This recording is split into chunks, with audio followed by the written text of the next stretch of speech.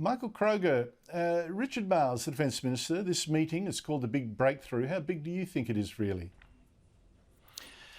No, it's not a big breakthrough at all.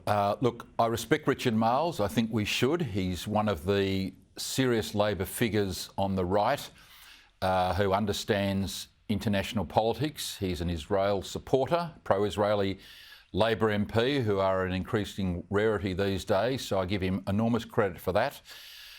And Marles will know that a government in China whose closest friends, amongst its closest friends, number North Korea, is not someone who's going to relent to the West.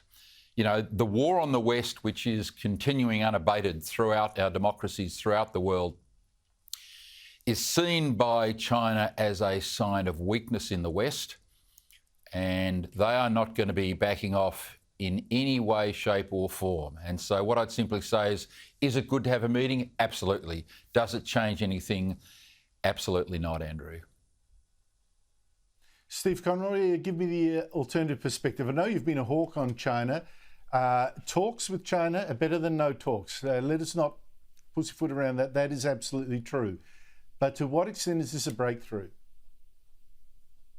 Look, I think some of the headline writers are getting a bit carried away. I would tend to agree with Michael. I think until the Chinese, drop their outrageous trade sanctions, which have got nothing to do with the actual substance of the trade. It's all about leverage and hurt to Australia. Until they stop buzzing our aircraft in international airspace, until they stop trying to intimidate and establish, bases in the South Pacific, and until they stop their egregious behaviour in Hong Kong and in the South China Sea and blaming everybody else in the world for it, then Australia should judge them on their actions.